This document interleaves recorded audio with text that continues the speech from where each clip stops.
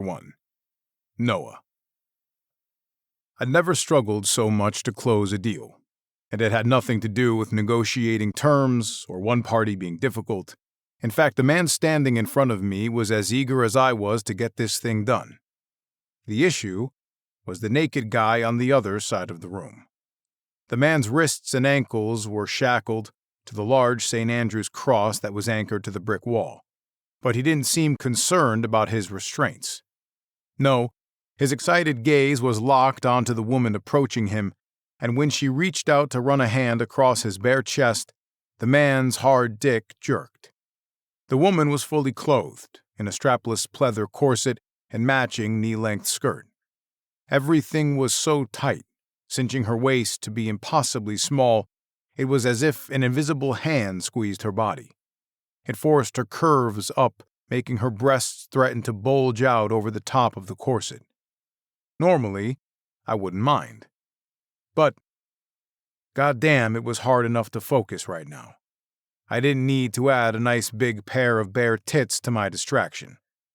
"This was one of my first custom pieces," Clay said. "It took me 20 hours, but I'm more efficient now. I shouldn't have an issue meeting your client's deadline." My gaze snapped back to the man before me. The first time I'd met Clay Crandall, I'd struggled to believe him when he mentioned he made high-end BDSM furniture. The guy looked so reserved, so conservative, so, well, nerdy. Even down to the pair of glasses he wore. He looked like the type of guy who was more likely to get off staring at spreadsheets than people in bondage. But that was a rookie mistake on my part. I'd been in the lifestyle long enough to know better than to judge or make assumptions. There'd been all kinds of different people at the sex club I'd belonged to for years in New York. My first time here at Club Eros had shown me Nashville's scene was no different. I ticked my head toward the St. Andrew's cross, doing my best to ignore the couple playing there. The pictures don't do your work justice. Clay flashed me an appreciative smile. I'd looked through the entire photo gallery he had available on his website. In a flat two-dimension world, the sleek, tasteful furniture looked sexy. But in real life, it couldn't compare. The furniture was stunning. Without it, this side room of Club Eros was what you'd expect from a sex club. Its walls were red and the floor black, and the space felt borderline average, maybe even a bit boring. But the rows of black folding chairs had an aisle down the center, and it led your eyes straight back to the stage-like platform. Perched on it, two large wooden beams crossed in an X and stretched across the brick wall. Even when the St. Andrew's cross wasn't in use, the piece had to be a showstopper. It elevated this cliched room into something that oozed sex and whispered about power. It legitimized Club Eros. And it was exactly what the club in New York was looking for. On stage, the woman was teasing her partner. She turned her back to him, rubbing her ass against his erection. When he moaned, she shimmied up the sides of her skirt over her hips, exposing her utterly bare lower body. It was impossible not to let my gaze linger on the slit between her legs. I had come to the club to do the deal with Clay, not to play. But my dick throbbed with longing. I hadn't fucked anyone since the move, and it'd been a month. No, wait, it'd been longer. More like 5 fucking weeks. My hand was getting quite the workout these days. Clay eyed the couple but seemed indifferent, like this was something he'd seen enough times that it no longer held any interest for him. Or perhaps his disinterest wasn't with the act so much as it was with the people performing it. The man and the woman on stage were only a little older than us. Both looked to be in their 40s, and each was decent-looking. But they couldn't compete with Clay's boyfriend and girlfriend, who sat in the back row of folding chairs, watching the impromptu show and politely waiting for us to finish our meeting. My first time at Club Eros, it had been exhibitionist night, and Travis and Lilith had taken the stage first. But before their scene began, a man, who I'd later learn was Clay, appeared with a piece of furniture that looked like a padded sawhorse. It had black legs, a black leather top that was trimmed with red accents, and silver rings dangling from multiple spots. These rings gave Travis plenty of places to thread his rope through and tie his partner down. And while they performed, Clay stood to the side and watched like a boss supervising an employee. The show had been straight fire, but more than once during it, my gaze had left Lilith's naked body and drifted down to the bench beneath her. I was friends with the owners of my club in New York and knew they were planning to add a dungeon. A piece like that would be a great addition. So I'd sought Clay out to ask where he'd bought it. He gave me his card, I sent the web address to my owner friends, and found myself brokering the deal for a small commission. 4 custom pieces, the largest order Clay had ever received, he told me. But he was sure he could deliver them on time. I barely knew him, but judging by his exacting personality, I felt confident he was telling the truth. Assuming your client wants to proceed. Clay's voice was professional. I'll need 50% down so I can order materials. I nodded. What kind of updates will they get about the project? Typically, I send photos when the piece is finished. The woman on stage had finished teasing the guy. She reached a hand behind her, likely to steady his cock, and moved to lower herself on him.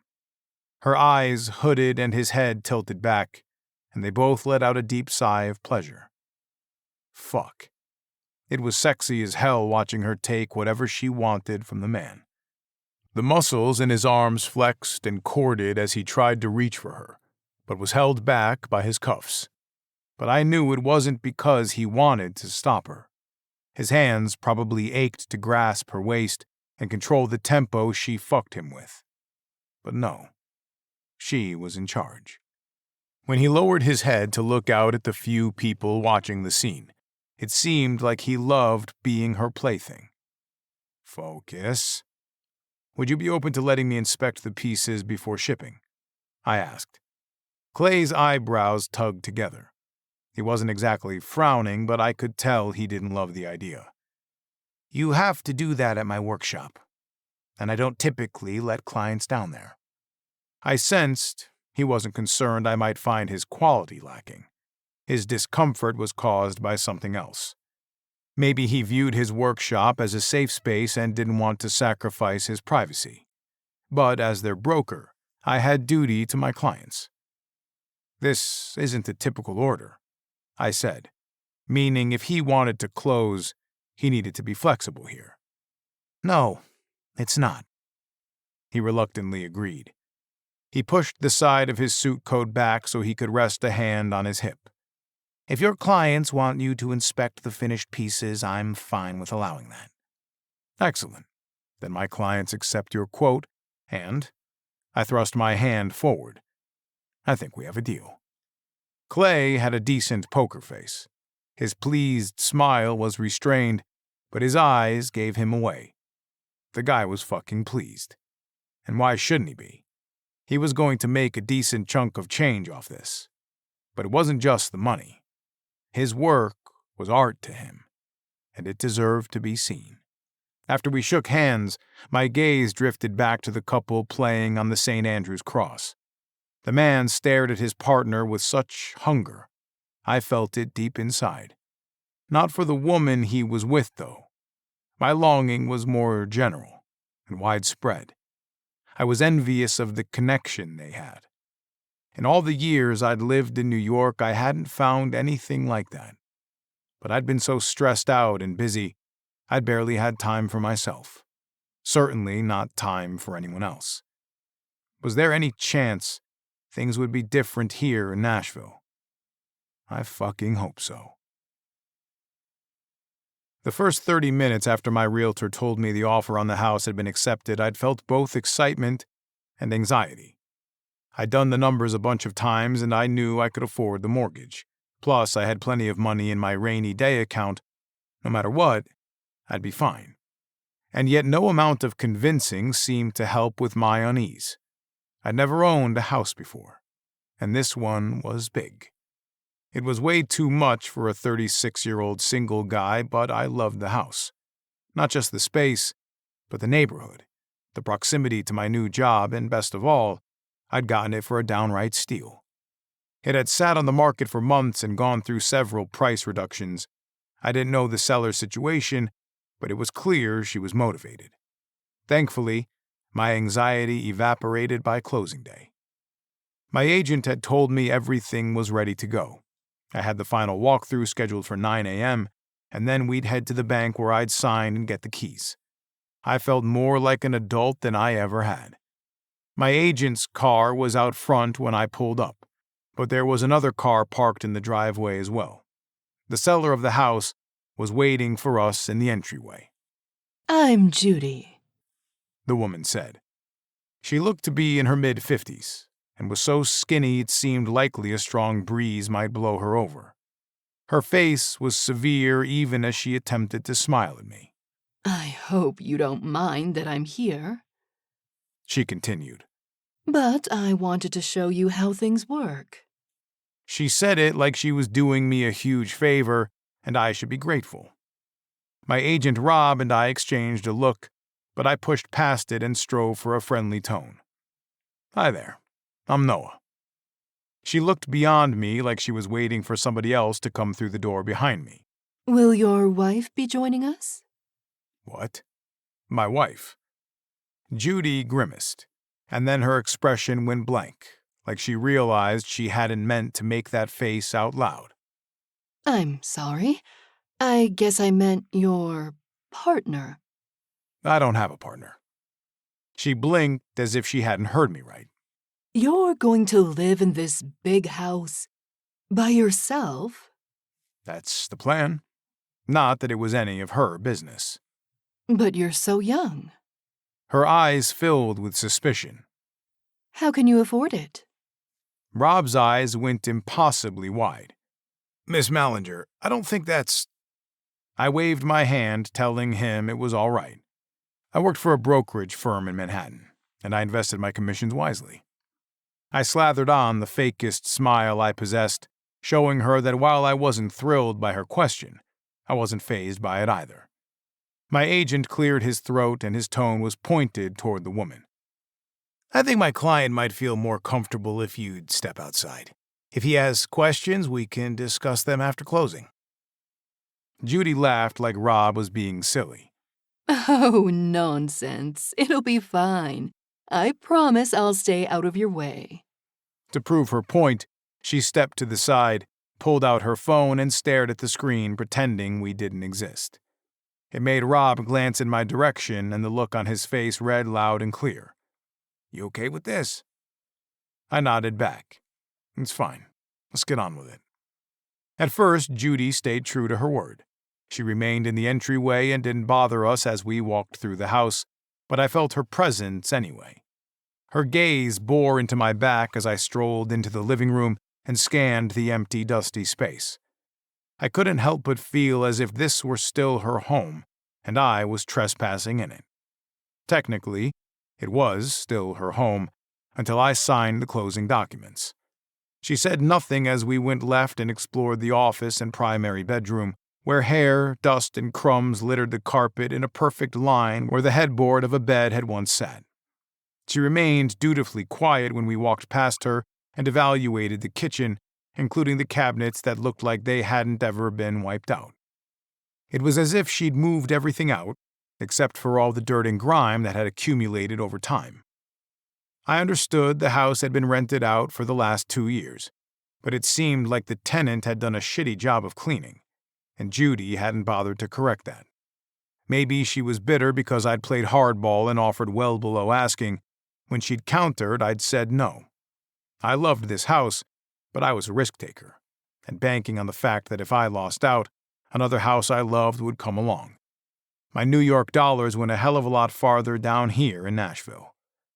I was by no means a clean freak, but I was annoyed with the state of the house. My moving pod with all my furniture inside was set to arrive tomorrow, and I didn't want to move my things in on top of existing dirt.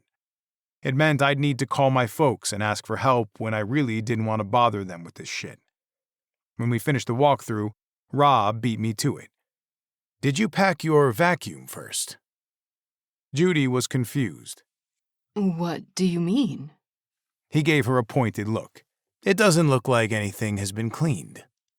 Moving's messy. She rolled her eyes. Everyone knows the new homeowner is going to clean before moving in anyway.